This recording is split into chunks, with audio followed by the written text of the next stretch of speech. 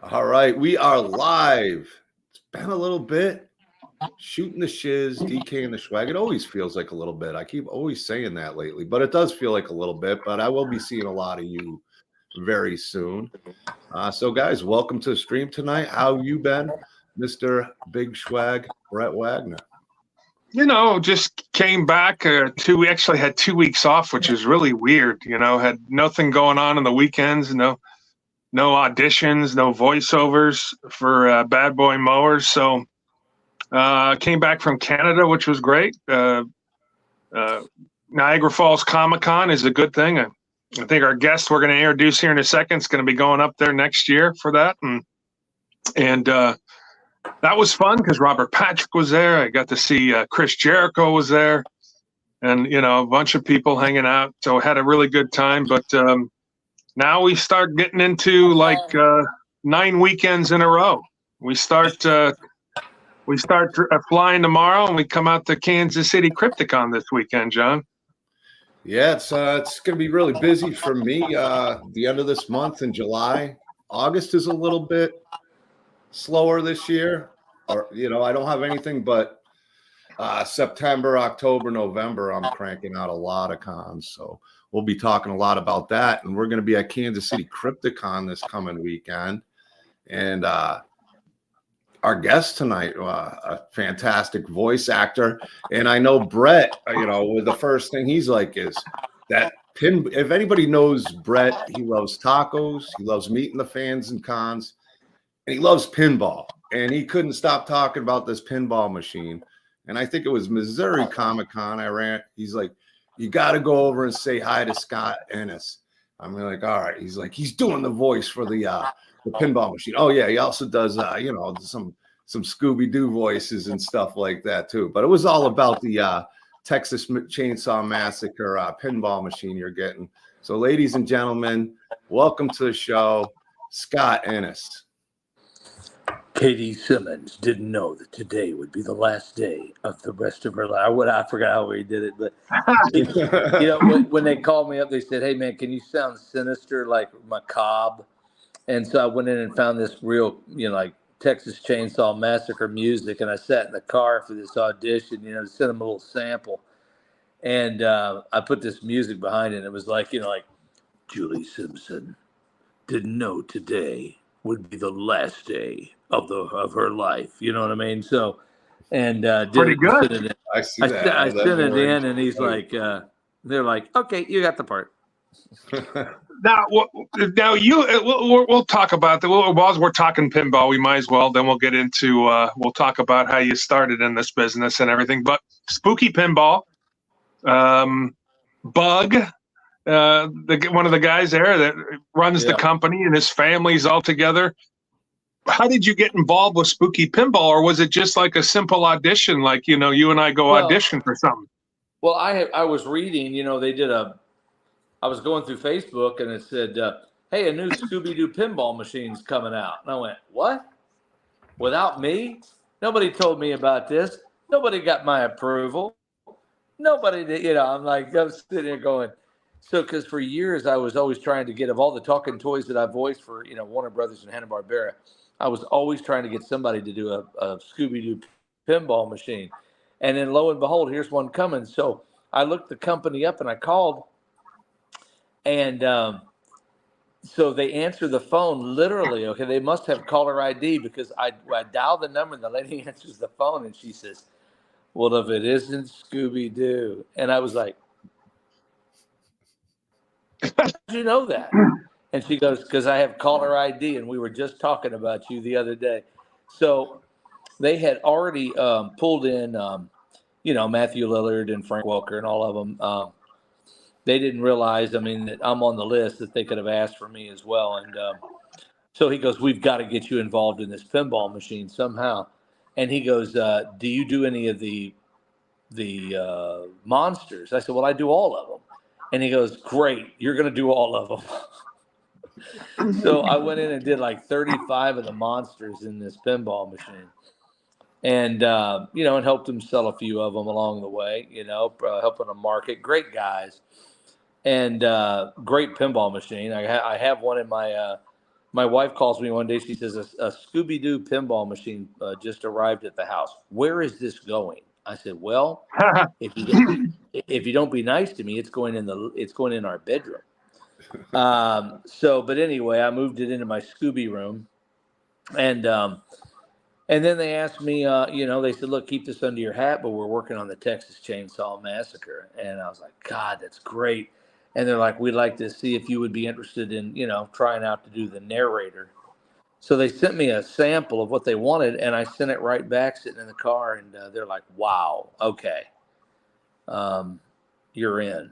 So, and then they're working on some other stuff, that I'm trying to get in the studio next week to voice. And then they got some new stuff that they told me that, I don't even know. They won't even tell me what it is, but they're like, you're in. So.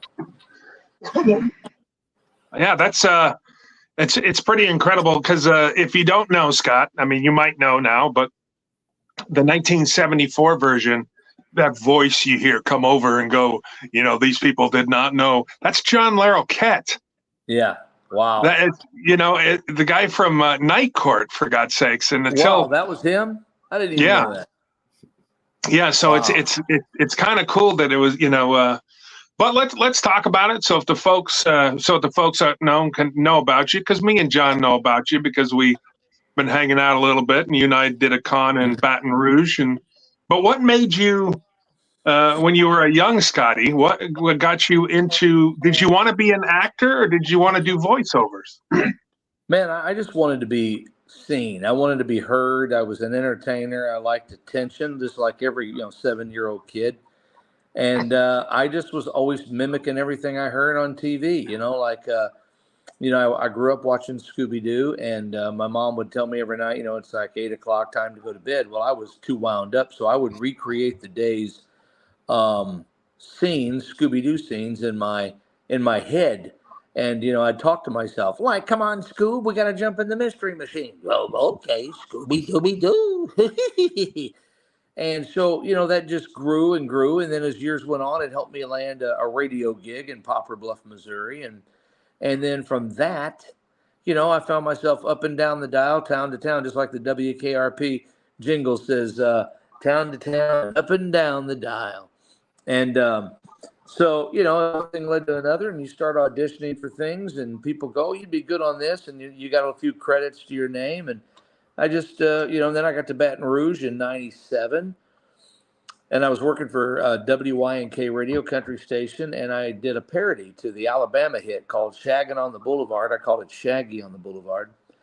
And a guy kept calling me and heckling me to call Hanna-Barbera and play that for him. And of course, I didn't want to get sued, so I let the song run its course, and then I did. And lo and behold, on the one day, the last day that I called, I didn't know it was the last day of the auditions for a new Scooby-Doo, because Don Messick had been a friend of mine for years, always a first radio interview whenever I'd go to do a new radio station, and him and Mel Blanc and Dawes Butler, and they said that Don had had a stroke and was retired, and they were casting for a new Scooby-Doo, which was Scooby-Doo on Zombie Island, which ironically took place in Louisiana, and that's where I was working.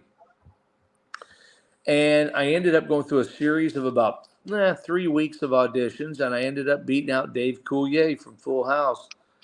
And in fact, he wrote the foreword in my book for me, and just a great guy. But anyway, Bill Hanna, they got down to him and me, and I guess Colette Sunderman, the casting director, said that they saw Mr. Hanna walking through the hallways of the old Hanna-Barbera building. We were going to be the last recording session officially until they moved to Cartoon Network.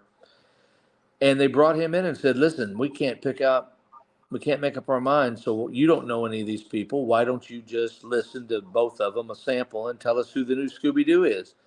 And apparently he listened to my Scooby and said, well, that's Don Messick's Scooby-Doo. And I was like, bam, I got the part. So yeah, for folks that don't know, Don Messick, he's the original, if I believe, right? Yeah. The original. Yep. 1969. Yep. And so that's got to be pretty cool, because that's obviously, for you loving this stuff, that was one of the one of the original voiceover guys that was doing the cool stuff in the cartoons. Absolutely. And what got me into doing Casey, Shaggy, is I was doing promo work for Zombie Island with Cartoon Network, and I kept doing Shaggy's voice in the background. And one of the producers was like, "Damn, what the hell that sounds just like Casey Kasem." So I started doing my Casey Kasem, and listener writes, "Dear Casey," and I just started talking, and I was doing the Shaggy, and they're all laughing, and they're like, "Golly, man, I wish we had known that. We just." Had spent a little time with Billy West or whatever, and doing some, and I offered to do it for free. It's the old trickaroo, But anyway, it's funny. So they were like, "Really, you do it for free?" So I went in and redid all that, and then they aired it on Cartoon Network. All the promos were done for that with me doing Shaggy and Scooby. And then a couple of weeks later, they called me and said, "Hey, pack your bags. We're going to be doing Scooby doing the Witch's Ghost." And I said, "Well, I said, who's doing Shaggy?" I said, "Y'all knew that I'm doing some Shaggy now for Cartoon Network, huh?" And they're like, "You are? Can you send us something?" So I did. And Colette Sunderman played it for Davis Doy, who was the producer of that movie at the time. And he goes, "Well, that's Casey Kasem." She says, "Nope, that's Scott." And he's like, "Wow. Well, please inform Scott that he will be doing 2 voices in the movie." So that's what got me that part. And I went on to voice 4 more movies to Scooby and Shaggy and The Creeper and you name it. I mean, it just one thing grew to another. And I've done over 25 of the Hanna-Barbera characters now, because they'll call you and go, "Hey, we're going to do some bumpers or some promos, or we got a TV commercial. We got to have Yogi Bear, Boo Boo, Fred Flintstone, Barney Rubble." And I do all those because I'm an impersonator, So whether it's Yamba Damba Doo or "Oh, right, Fred," or "This is Yogi Bear and I live in Jellystone and I'm Boo Boo and I'm always helping Yogi not to get in trouble, and "Oh, this is Papa Smurf.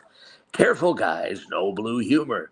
So it's helped to be an impersonator. That's how I learned how to do Popeye. I watched another guy on a Rich Little show one time, and he went out in the audience, and the guy did this with it. He was, cocking his neck back like, and I said, "Oh, that must be how you do it." Well, yeah, let's get that. So I perfected that and ended up getting some roles as Popeye. Now, is this something that you're just self-trained, or I mean, out here in Hollywood and stuff, we have. Yeah, I think you gotta have it. I think you gotta have it to get it. You know what I mean, Brett? Yeah. I mean, a lot of people ask, "How do you get into voice acting?" Well, here's the deal, and I don't mean to sound bad about this, okay? But if you have to ask about it, you're probably not going to get in it. It's and really that's the cold hard truth. That's not being egotistical. It's not trying to be an ass. It didn't knock on my door. I had to go find it. I had to maneuver, just like the Casey Kasem story. Had I not offered to do that for free, I would have never got that part ever. You take chances, and that you have to put yourself. Yeah, you have to put yourself into as many situations as you possibly can. And I tell people, because you could be around the right people all day long or the wrong people all day long because you think you're in the right spot. And one guy may walk up and go, "Hey, we got an extra seat in the car. You want to come have dinner with us tonight?" And you're like, "Okay, I'll come." And then you're sitting around a table at dinner doing stupid voices, and some guy goes, "Wow, I need a Fred Flintstone on the deal we're producing." And you're like, "And you are?" Bill Hanna. Wow. Okay. See, you put yourself you put yourself into that situation. It's I mean, listen, I've been the voice of a lawnmower company for 21 years. I've done the voice of Monster Garage, and I have a voiceover agent. It is the hardest thing, and people think, well, and during COVID, everybody went out and got a recorder. Yeah. So everybody went out to think, I'm going to do voiceovers. I hear the big Schwag does it, Scott does it. I'm going to go do, and I know some people that have some pretty cool voices that can do cartoon stuff much better than I can, that do really good stuff. and they're like me. They're not getting any voiceover No. gigs. It's not the easiest thing in the world, and the market was flooded the last 2 years. Well, here's the deal. There's 20 people doing all the voices. So, people go, oh, boy, I bet you're in the thick of it. And I said, dude, I'm so far out of it. I'm in left field by about 3 miles. Okay. People think that you're doing all these things. I've been blessed over the last couple of years. I've gotten a few more things. But it's harder and harder to do it because when you're out there in LA and, and I hate to say this, but you're kissing butt. You're out there 24/7. You're in all the studios. You're hanging out. You get a few little gigs. People think you build your home off that, man. Folks, you're lucky if you get $100 bill thrown at you, man. I mean, it's not the money, because I want to tell you right now, if you're getting into this business to make money, forget it. That's not going to pay your bills. You could be the voice of Monster Garage and the voice of Swamp People and the voice of everything else, but you're still going to be flipping burgers at McDonald's to pay the bills. 100%. It's not. Some people pay their dues. I don't want to say they get lucky, but normally you pay your dues and you may get the voice of, Progressive Insurance or something like that, Then a union gig where they're signing. My friend was the voice of Hyundai for 7 years. He did very well because Hyundai is running 30 to 40 different ads a month, for different dealerships. So he was very lucky, but that's very few and far in between. It's funny you say that, Brett, because my agent called me one day. I was driving down the road and he goes, hey, listen, I just wanted to throw a quick call in here. Walmart wants to use your voice for I don't know. It's like some stupid car commercial or, like where they're promoting where you pull in and they bring it out to your car and whatever. I mean, do you want to do that? I said, well, yeah, it's Walmart. That ought to be fun. Huh? At least he goes, it's $700. They're going to pull it from your library and stuff. They just need a giggle and a rut row, I think. And you don't even have to go in the studio where they're just going to pull it from your library. I said, well, great. Send me the $700. I could use it, And he's like, okay. And then that was like the only topic of the conversation. Okay, that's my agent. It's one of the biggest agents in LA telling me this. What he didn't tell me is that spot was for Walmart, which was going to air in the Super Bowl. Okay, it was not only going to air in the Super Bowl, but it was going to air in the Academy Awards. It was going to air on the People's Choice Awards, on the Grammys. It was going to be all over social media. It was there. They were spending millions to do this. They licensed all these Hollywood themed cars. The Mystery Machine was one of them. And it just happened to be the only talking spot in the spot was the girl goes up to the end of the Mystery Machine. The hand comes out and it goes, Ruby Snacks. Yum, yum. Boom. Door shuts. That was it. I was the only talking spot.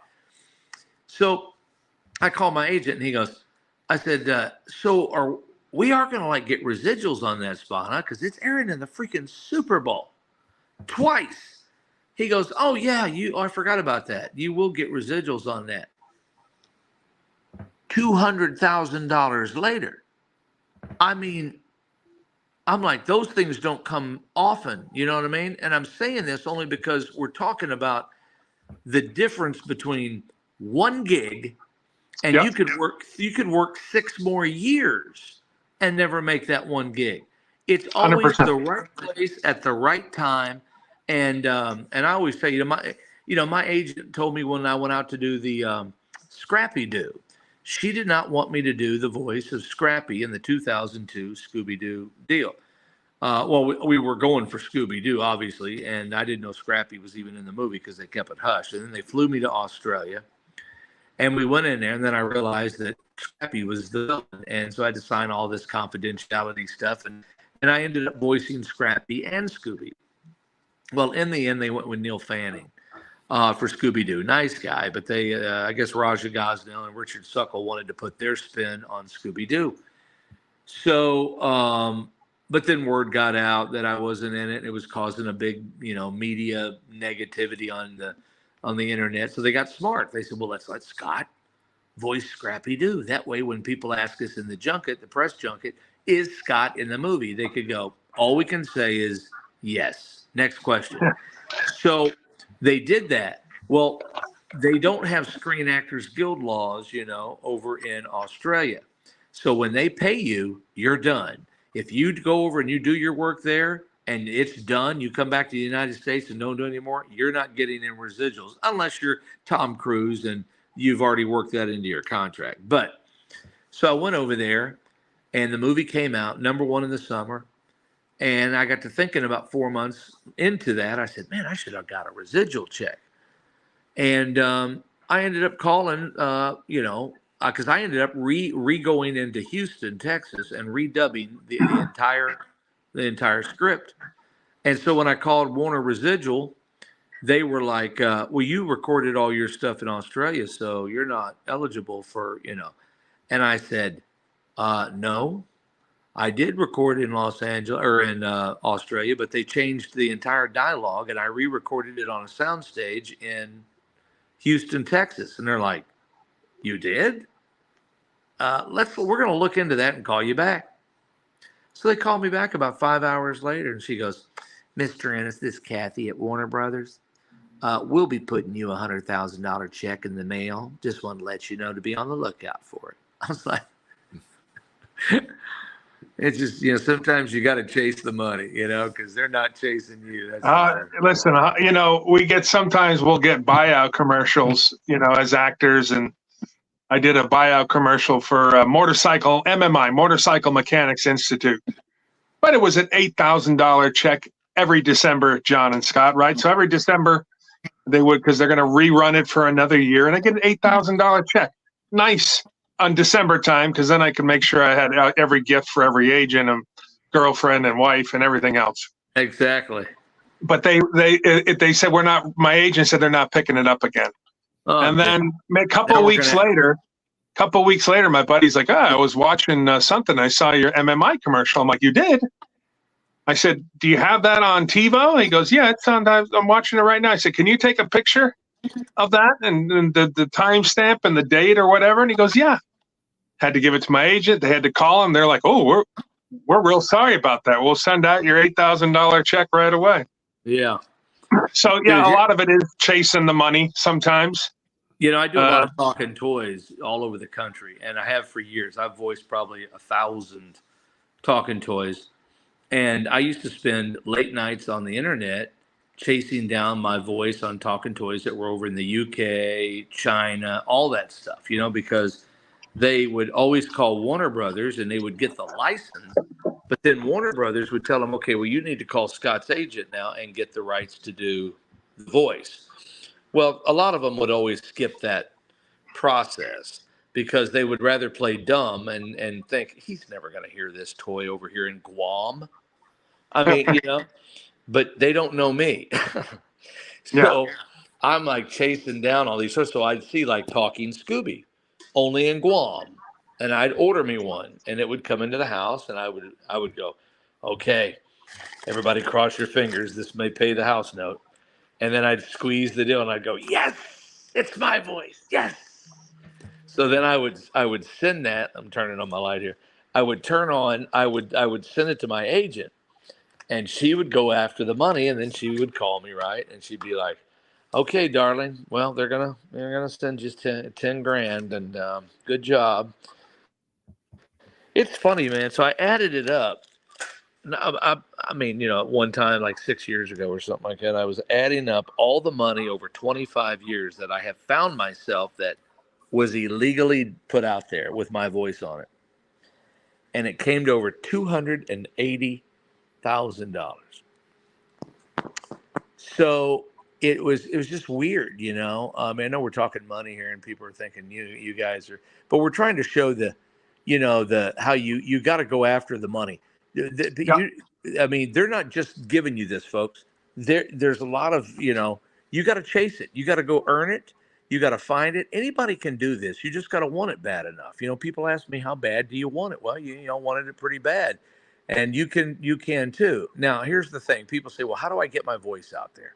I look at him and I go, are you crazy? You just asked me that question? If I had this thing I'm holding in my hand when I was 7 years old, I would be a rock star. I would have been Elvis Presley. Dude, this is your own TV station. You have your own outlet. I said, record yourself and put it everywhere. You can't be afraid to not put your voice of your phone number on that, because I'm going to tell you, they're going to hear it, whether it be on TikTok, Facebook, whatever. And you gotta put it out there, man. Just like that girl doing that Hawk Tui or whatever, dude.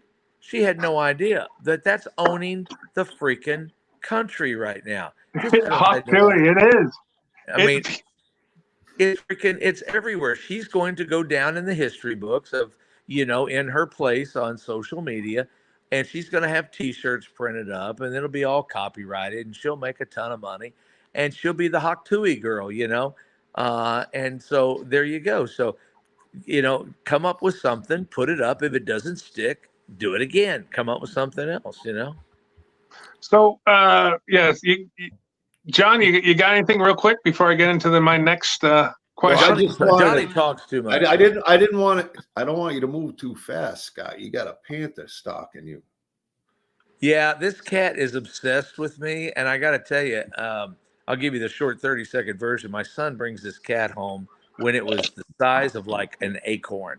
They found it in a ditch, and they brought it to the house, and I was like, oh no, we've already got 2 cats, 2 dogs. And I said, this cat is not staying in the house. Well, he puts him down my shirt, and the cat goes down my shirt and just purring and everything. And I'm looking, I'm going, really? Okay, 1 week. And then we're going to take this cat. And once he gets a little bigger, we're going to take it to the vet. This cat's never left. Look, he's looking at my head now. If I go to bed, the cat follows me, gets in there. If I go to the bathroom, the cat sits on my lap. I mean, it's crazy. It's an obsession. So I find myself going, rats? Where? I mean, it knows you. I mean, that's what it knows more than anything else. I had one like that, and they become like that. They become real clingy, especially if it's before the 6 weeks. Now, you are not just the voiceover guy. So you are what I like to call myself an entertainer. You do everything. Besides, you do the radio. You've had radio gigs. You're a promoter. You do the voiceover. Yeah, but you're also an actor. I do acting. I mean, it's something that I love to do. It's kind of like, I'm a plethora of everything. Somebody asked me, is there anything you don't do? I said, no, I run a mean pressure washer business and everything. I mean, it's a joke, but I would if I could. I was the ring announcer in the Iron Claw at Christmas time with Kevin Von Erich, and it was the whole Von Erich story, but what's his name played Kevin Von Erich. God, why am I drawing a blank now? From Baywatch. He got all jacked up too. Well, he was already in good shape.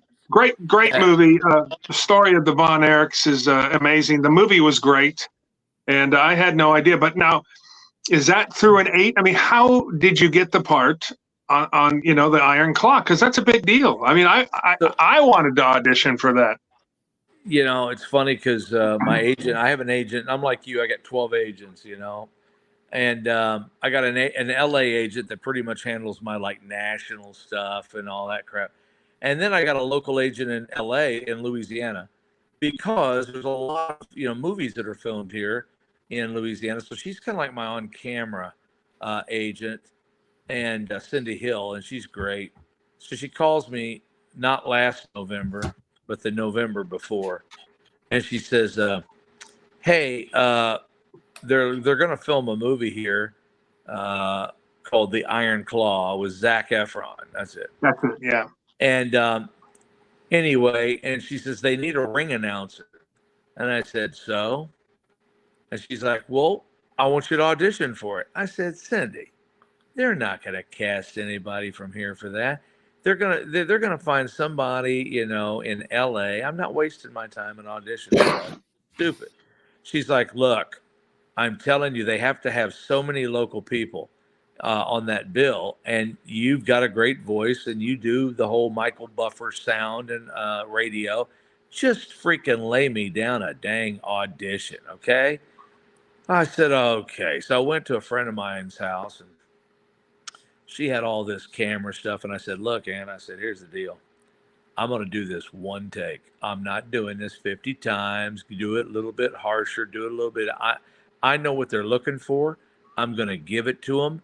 And if they want me, they're going to know they want me in 3.27 seconds the second they hear my voice. So I went into, and it was kind of hollow in her living room. And I said, ladies and gentlemen from Denton, Texas, weigh in 274 pounds, Kevin Von Herrick. There, send that to him. And I literally turned around and walked out. Before I could get back to Baton Rouge, they had called my agent and said, "Oh my God, he's." So for about a couple of hours, I was on cloud 9. So then she calls and she says, "Oh,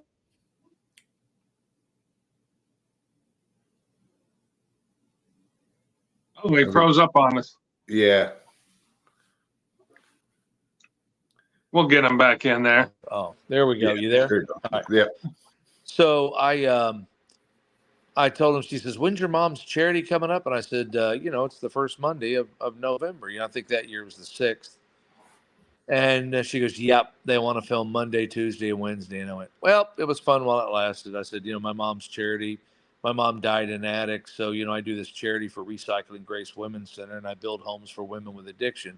And I said, that's my priority. I've got Tanya Tucker going to be there, and I can't let them down. That's just my show. So just tell them, they'll find somebody else. And she goes, oh my God. She says, let me just call them. And she goes, I know they're not going to move the dates. I mean, this is Hollywood. So she calls me back and she goes, well, they obviously really want you. So they're going to move the dates to Wednesday, Thursday, and Friday. And I said, no kidding. So that's what we did. I went in and when I got back on a Tuesday, I went in Wednesday, and they did a fitting. And which, by the way, I got to tell you a funny story on Brett. So I see where I'm at dinner and Brett sends me this deal. Hey, your suit that you wore in the Iron Claw is on the auction block. And I was like, what? He goes, yeah, they're auctioning off everything from the movie. I said, oh my God, I want to get my suit. And he goes, well, just relax. We're bidding on it. My wife and I are bidding on it.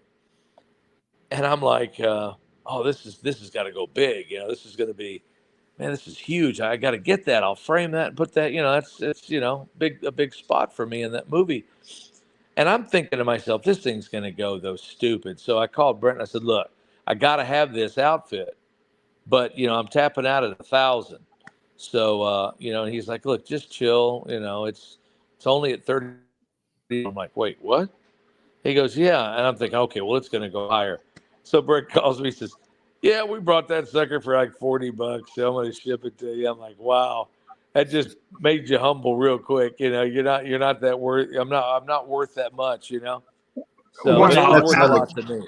Once Brett's on the case, he's going to keep you updated. I know. Oh, Brett. listen, I emailed 100 people bidding on it. Said I will send you a free Leatherface picture. Just drop your bid. A good friend of mine who I go up against. A good friend of mine who I go up against in a parts, his name's Kazzy, and Kazzy played Bruiser Brody in that movie. So his stuff was up. His stuff was up for auction. I sent him a picture and he goes, oh my God, that stuff must stink. And I'm like, it probably does. He's like, well, thank you. I don't know if I want that stuff again. But yeah, listen, you've done a lot of cool stuff, not to mention the acting, which you're pretty good at it. So, but you also are a promoter, and you have promoted some big festivals, some big conventions. How did you get started on that? And was it just something you said, I'm going to try my hand in this, or did it partially come from doing the radio gigs? It came from doing the radio gigs, but I like doing events, and but it was 1997 or 1998. I was working for WYNK, and I was helping St. Jude, and I was producing this. We were doing a dream home for St. Jude. I'm holding back a sneeze, by the way, guys. So this cat is what I didn't tell you is I'm allergic to the cat. That's pretty bad. It's like being married to a woman you're allergic to. So I wanted to do a big concert and raise a lot of money for St. Jude Children's Hospital. And so I thought, well, if I'm going to do it, I'm going to go big or go home. And I brought in 24 of the biggest names in Nashville.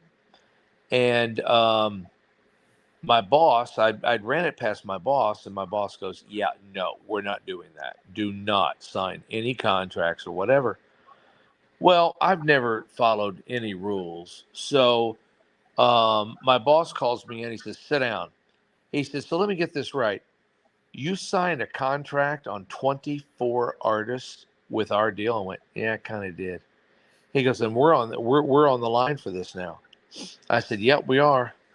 And he said, well, he says, here's how it's going to go down. If there's one problem with this show, one problem, I'm firing you instantly. I said, yeah, that's fair. So I pulled it off, man. We had Billy Ray Cyrus, Kenny Rogers, all of them.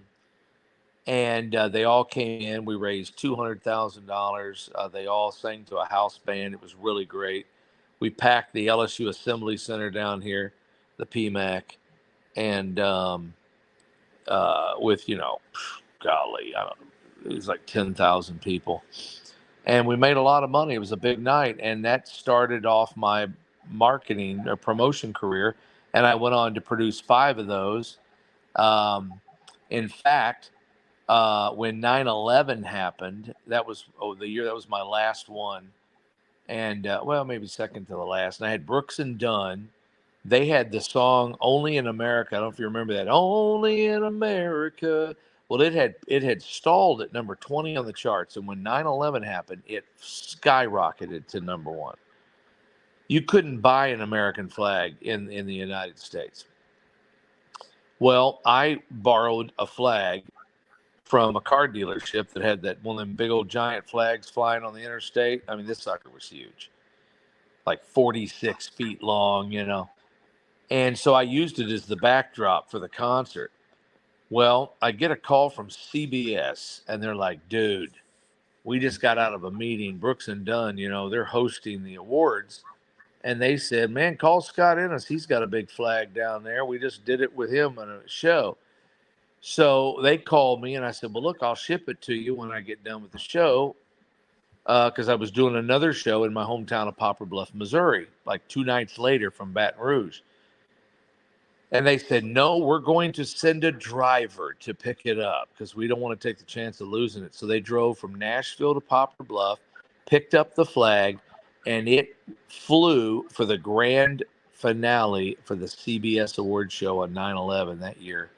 And that was kind of cool, And so, but yeah, that's what I do. I produce concerts now. I just produced the Cajun Country Jam for Memorial Day, and Justin Moore and Sawyer Brown and Joe Nichols and Clay Walker. It's what I do. I love country music. I'm a songwriter, and as well. I see you doing some karaoke. I see some karaoke videos.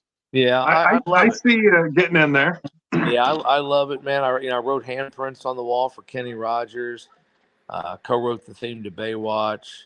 I wrote the Paper Heart for Sammy Kershaw, the tribute to the Leonard Skinner, the plane crash, and it's called Free Bird in the Wind. Shenandoah did that. And I actually wrote that song leaning on the tree that the airplane came to rest on, where the captain was hanging from it. I know that sounds morbid, but it's the true story. And so I wrote that song. And so I just, I dabble in a little bit of everything, man.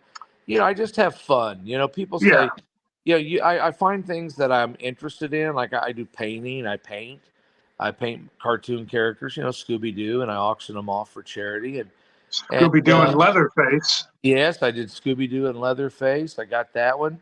I just do stuff. I'll be sitting around and go, man, I wonder what it'd be like to build a deck outside. I think I'm going to go get the wood tomorrow and go do it. And then I go do it. And I literally did that. I had never built a deck in my life. And I ended up, my daughter comes to me one year and she says, this 10 years ago, I want to hold my engagement party at your house on your little deck. Now I had built a little deck in the back. This was small, and she says, and I said, God, that's way too small. How many people do you think are going to be here? She says, I don't know, probably 60 or 70. Are you kidding me? On a little 10 by 10 deck? She's like, well, what are you thinking? I'm thinking I better go build a bigger deck. And so I literally went out and started buying wood, and I built a 45 by 45 foot deck. Took me about 3 weeks, and I had umbrellas out there, swings on this thing. I couldn't stop. I got addicted to building on it, and I'd go, oh, I need to put another wing on it. And so I literally did that, and every man likes his deck. You know what I'm saying? That's rumor has it. All right, let's John and I do a lot of cons, and this year I've done, I'm on the road a lot, but nobody. You sent me your list, and I got to tell you, I unless you're a traveling band, you do more conventions and you drive to them all because your setup. You and John have similar setups where it takes 4 or 5 hours to put something together, and it's your booths are amazing, and you're doing like 40 different Comic-Cons and conventions a year. I might be light on the 40. Yeah, it got a little out of hand, and the booth grew, and then we added a lot of neon lights, and now it's just become that's the nicest compliment we get.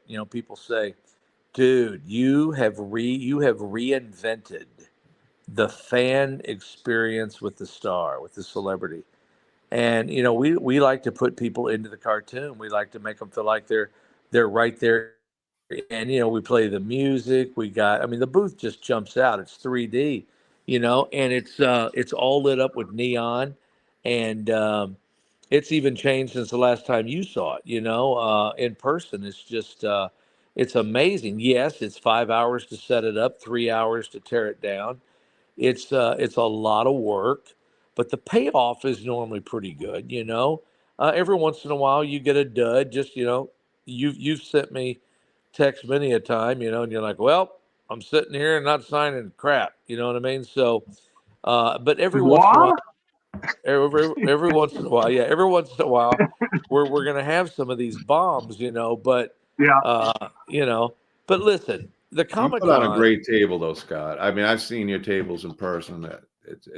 It's pretty incredible. Well, and you know what? We interact with the kids and we interact with the people. I do the voices all the time. They love it, But here's the thing: a lot of people don't see. A lot of people don't see that. It's tough doing a lot of those voices all the time and doing it it's like ponderous. It's like all the time I'm on. And, I'm back there popping Advil and Tylenol just so I can keep doing it. By the time I get back to the hotel at night, my throat is swollen. I can barely swallow.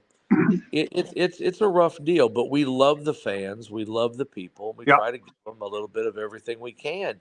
And I don't think we get, and look, I'm saying this on your behalf and my behalf and everybody else that signs at cons. I don't think we get enough credit, because we're out there putting ourselves out there. We're vulnerable, and you can't make everybody happy. It's sad that when you're busting your ass to make somebody happy, and they still get online and dog you because you didn't do their Scooby for an extra 60 seconds for their kid, and it's a shame. Most people really enjoy the meet and greet, but every once in a while you get that one person that says, you just really let me down.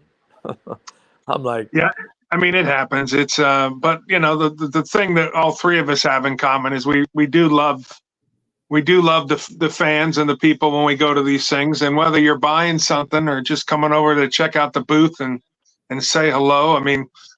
You gotta be able to expect that. You can't expect that every show is going to be tremendous. And like you said, we're going to make everybody happy, but that's we're blessed to be able to do this. We're blessed to be able to go out and make $1 and BS and talk about the stuff we've done and have someone want to get a picture with us for God's sakes. And that's pretty cool. When someone comes up to us and says, "Hey, man, you were the voice of my childhood. I would love to get a picture with you." And how heartwarming is that? Somebody that gives a damn about getting a picture with you. That's a total honor. And I see. I get a little sad sometimes because, and you, Brett, you know this as well as I do. You see some of your, some of the other stars, celebrities, whatever you want to call us, out there, and they treat their fans not so cool. They're kind of like, they make fun of them, they call them names behind their backs, and I hear it, I see it sometimes, and I think to myself, how sad is that, and they're real crass with some of these people. Like I saw one guy the other day, not mentioning any names, he was signing, and this kid comes up, and he didn't have any money. He just didn't have any money. And the guy's sitting there talking, chit chat, and the kid's asking him these questions, like, what was it like to do this? And man, what was it like to do this? And the star goes, look, kid, I ain't got time to answer all your BS questions. He goes, are you going to buy a picture or not? And he goes, oh, I'm sorry. I don't have any money. And he started to walk off. I walked over there and I said, I gave him a $50 bill. And I said, now ask him any damn question you want.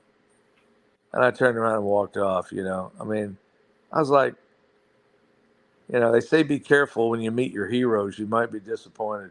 100%. 100%. We sometimes, as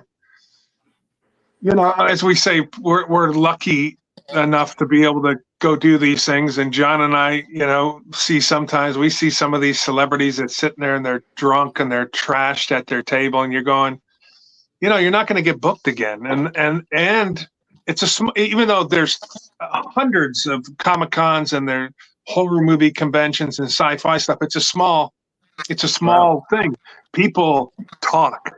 And when you are, shiznit faced at your table, or you're rude to a kid, or you don't do something like that, the word gets around. And, thank goodness all three of us here, if we do like to have a taste of a little apple pie or a little bourbon, it's after the show. Yeah. And, it's funny, Brent, I believe everything in life has a reason. Okay. And I met you checking into the hotel in Sevierville, Tennessee, over there near Dollywood. I didn't know who you were, and we saw each other there. And then you told me, you said, Baton Rouge, huh? I'm going to be doing a horror con down there in a couple of weeks. And I was like, really? I didn't know anything about it. I'm in radio. I got the top rated show. I know everything going on in this city. And I didn't even know anything about this con. And I'll never forget, you said, oh, well, maybe I'm in trouble. and then you and I met down here and talked and became friends, and then we just kind of follow each other now and talk all the time. And I feel like you're like a blood brother. I've known you for forever, and it's funny. You're taking care of me. You're buying stuff for me, and I'm buying stuff for you for your booth, and things like that. And it's a great feeling when the camaraderie when you hook somebody up, because I've been telling you, you fly to a lot of your gigs limited on some of the stuff that you can buy. I mean, that you can bring, Yeah. And I've a couple of places that I know that you and I are going. I was like, man, I'm driving. He's flying. I'm going to bring him a ton of crap and let him put it on his, and help him out. And so I've got a bunch of stuff I'm going to surprise you with for this weekend. I know you do. You're a good man. I keep telling the wife. Love this. She's like, well, tell him that's not to do. I'm like, I can't tell him. That's just his nature. That's what he does. That's who I am. That's just what I do, man. But we're excited this weekend, John. Why don't we? Real quickly, I want to say something, Brent. Real quick, Yeah. I want to get all the listeners out there. Now, let me tell you real quickly, 30 seconds. So, and Brent's coming. I'm doing a Comic-Con myself with Nicole, that helps me in my booths. Yep. And we've been prepping for it already a year, talking to vendors and other celebrities and stuff, and it's going to be big. We'll let this out of the bag.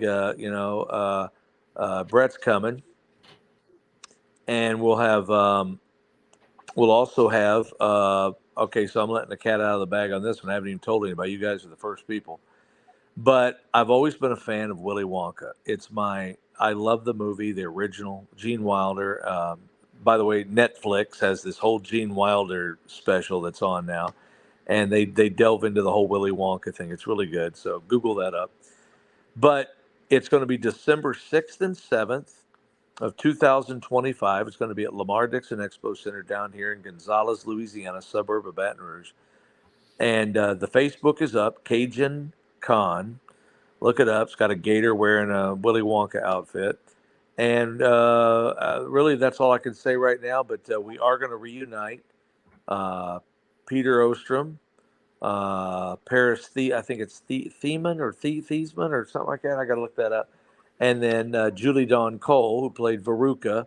And Paris was Mike TV. And, of course, Charlie, Peter Ostrom. And that's going to be our hook. Everything's got a Wonka feel to it.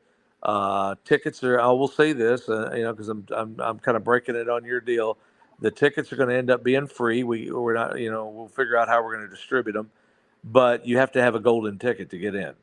So it's just going to be one of those magical deals. We'll probably have. I'm hoping 20,000 people in there, and we'll have 36 stars, and Brett Wagner is going to be one of them. It's going to be cool. It's an honor. It's an honor. I'm pretty excited, but I know when you asked me, I was like, "Oh, December, yeah, that'd be great." I mean, there's not a lot of stuff that goes on in November and December, so this is going to be awesome. I may know a few of the people that are coming, and just let me say, you don't want to miss it, folks. It's going to be big, and I'm a Willy Wonka guy too, for God's sakes. I mean, that's we grew up on that stuff. I think you're a couple of years younger than me, Scott, but we all grew up on this stuff. And even John, I'm 56. Well, I'm a year older than you. Well, I wasn't going to tell anybody. And John's the baby. John's still in his 40s or 30s. Oh my God! I'm 40s. I'm almost 50. Okay, but yeah, I mean, look, you're a good dude. You, as I said, we appreciate guys like you that look out for everybody and look out for the fans. And we are, honored to have you on here. And I'm excited. Well, let's real quick. You and I are also, you got me into a good gig. I'm excited about this. Pinballs, folks. John, tacos, pinballs. Me and Scott are going to be in Atlanta, GA. Yeah. We're going to be at the Southern Fried Gaming Expo, or Expo, I think it's called. And we're going to be sitting alongside. With Spooky Pinball there. We're going to be signing autographs. We're going to have the Texas Chainsaw Massacre pinball games are going to be there. Some of the other stuff that Scott's. But we're pretty excited about that. It's a big deal. It's not the norm that I've ever signed at, but I'm a pinball guy, and I'm excited that Scott made the introduction for me. And Bug and those guys were nice enough to. It's going to be big. We're excited. So excited to see that Texas Chainsaw Massacre, a pinball machine in Chicago. That they put it together, and it's a nice machine. They the guys told me, they said now one thing I will tell you, they're like, this isn't like your normal con. You're going to be sitting there long hours. A lot of these people come to play these games. And so you might want to bring some earplugs, because all you're going to hear all day long is ding, ding, ding, ding, ding, ding, flippers, sound effect, just like when you walk through the casino, in Vegas, you're going to hear this all day long. And the guy goes, it starts at 10 a.m. and that sound will not shut off till 2 a.m. in the morning. So, of course, you and I will be long gone eating dinner somewhere by 7 o'clock, 6 o'clock. But yes, it's gonna be interesting, because I'm sure that when we finally lay our heads on the pillow at midnight, all we're gonna hear in our head is ding, ding, ding, ding, ding, ding, ding, ding, ding, ding. It's gonna be. It's one of those. I mean, I grew up working at an arcade, for a couple of years when I was in my teens, and I did too. my dad said, "Hey, you can go work there because it's going to save me a lot of money." And so I'm excited about it. I even plucked my $2,000 down for the Texas Chainsaw Massacre. Once my wife saw that there was a Texas Chainsaw Massacre pinball machine, she's like, "Go get the money out of the savings. We're getting it." So, and the guys at Spooky Pinball have been, very gracious to BS with me, and for you and I to be together at this thing, it's going to be fun. But yes, I'm sure we're going to be hearing the bells ringing in our ears for many months afterwards. But John, this weekend, talk about some of the folks that are going to be coming to Kansas City Crypticon. All right. I mean, there's a bunch of people. There's CJ Graham, Tom Matthews, the Big Schwag, Brett Wagner, Scott Ennis is going to be there, and I'll tell you, Scott's got an insane setup. I've gotten to see it a couple times. Damn, it's great. Yeah, you will get sunburnt if you stare at his booth for more than 10 minutes. Yeah, the coronary in your eyes will get burned. Felissa Rose, Dave Sheridan were late guests coming in. I'm trying to think of some of the other people that are going to be there. But they have. I'll tell you who they have. They have a lady that I just looked up. I could not believe. So here's what I got. Check it out. Her name is God. Where is her name? Oh, here we go. Her name is V Neal. Oh, V Neal. Yeah. Yeah. Look at this. So I got my pop ready to have her sign this Beetlejuice. This woman has won 3 Academy Awards for makeup. Okay. Yep. She won Beetlejuice, Miss Doubtfire, Ed Wood. And she won the Academy Award for that, but she was nominated for 8 others like Batman Returns, Hoffa, Pirates of the Caribbean. So I'm a big fan of people behind the scenes, and so I've got, my whole box. She's really nice too. I met her in 2019. She was at Kansas City Crypticon. Yeah. How many years has Crypticon been out? I'm not sure. I started doing it in 2019. I'm not sure on the total amount of years. Is there a good crowd? Is it big? I mean, I don't know. Well, they missed a couple of years because of the pandemic and everything. They came back last year. It was a lot of fun. It was a solid event. They have a great location, like I was telling you, with the hotel is amazing. Yeah. The rooms, like the layout is pretty awesome. I think there's a good amount of interest in pre-sales going on for it, and they got some great guests. Let me pull it up right now so we can. Roger Jackson, Scott, the voice of Ghostface. Check this out. Yeah. Hello, Sydney. What's your favorite scary movie? D. Wallace, Danny Pintaro, Joe Dante, V. Neal, like you said, Lisa Wilcox is going to be there. Nightmare on Elm Street 4 and 5. Belinda Belaski, who's in 3 of my favorite movies. Yep. I got to get me a Freddy Krueger pop. I meant to order one in, and I forgot. I figured they'll probably have plenty there. I'm sure. Yeah. I have not had a chance to see the new Thanksgiving movie, but I know they have a lot of the cast from there. Yeah, it's a good movie. I've heard. Yeah, it's a good movie. I hate to be surprised when new things come out, but because our business, John, and they don't like to really green light new stuff very often. It's always going to be a remake. But it's really good. I'm sure they're going to get a part 2 and 3 out of it. Of course, our buddy right there, Clint Howard's going to be there. I love Clint. Yeah, Clint's a great guy, and his wife, Kat, is a good friend of mine. I went to. Well, I need him on some Halloween stuff for sure. Yeah, former boxer. So Clint Howard's wife can kick your ass. Yeah, which is something to be said. Yeah, she's nice. They're great people. I'll let the cat out of the bag on this. Clint's coming to my con as well. Oh, nice. Cool. That's great. That's awesome. I loved him in The Grinch, though. That's one of my favorites. Great actor. God, he has more. The only person that has more credits than Clint Howard is Eric Roberts. Yeah. But our Felissa Rose, Dave Sheridan. We do a lot of cons with them. Great people. They live out here by me, and I'm excited that they were late guests because they always draw. They do great booths. They have, Felissa Rose will be singing "Happy Birthday" to anybody. You can pull a prank on someone, say, "Hey, it's their birthday." Felissa will sing "Happy Birthday" to them. Yeah, it's gonna be a great time this weekend.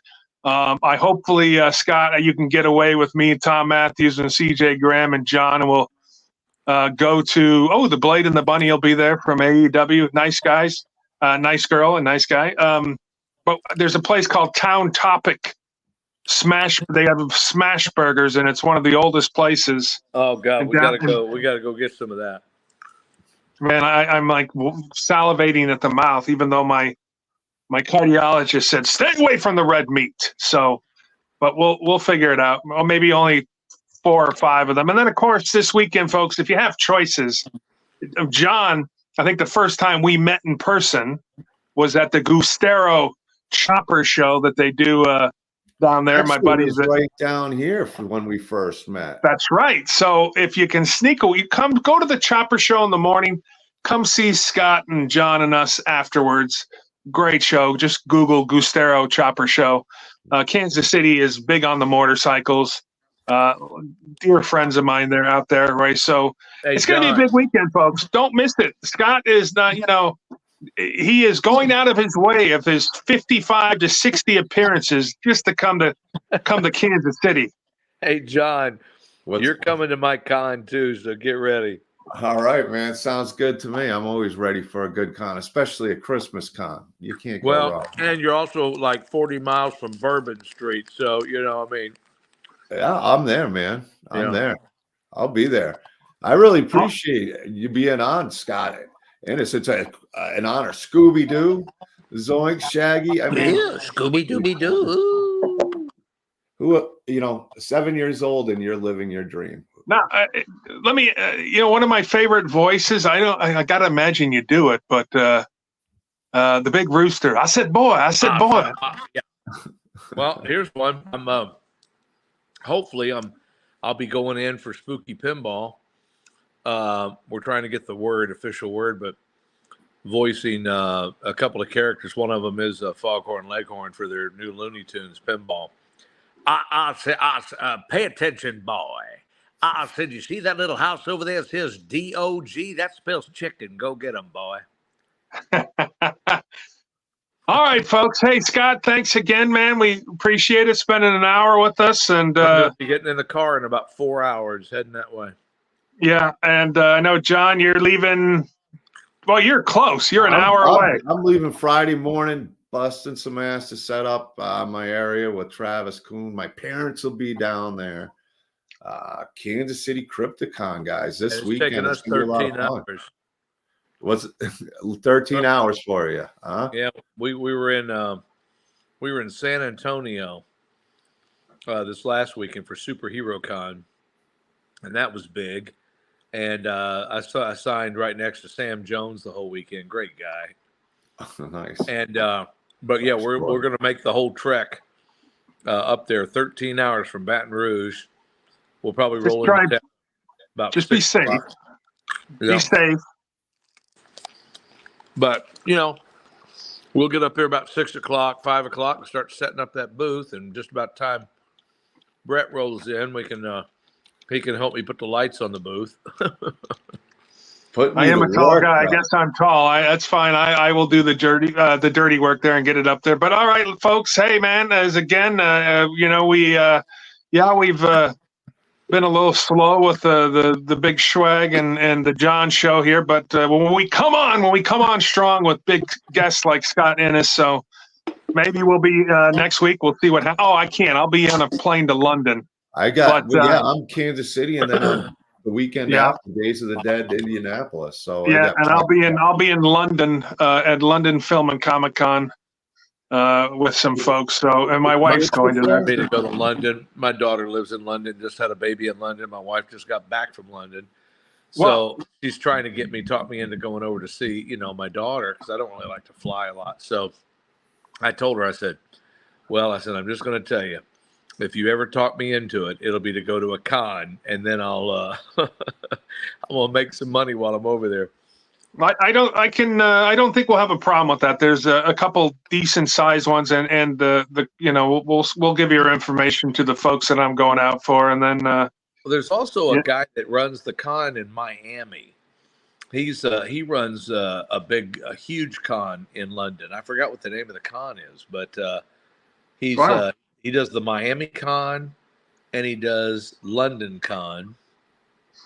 And he told me, he says, dude, he says, I got to tell you, he says, you've never been to London. So that's a huge draw because there's Scooby fans that are huge in London. I mean, I had Warner Brothers stores for years, and I did Talking Toys over there. And they actually are one of the top selling spots in the world for Scooby product. That's not made up. That's a fact. Wow. So we may have to, but if I go, you're going with me, Brett, because you'll have to hold my hand and give me a Xanax to get on that plane.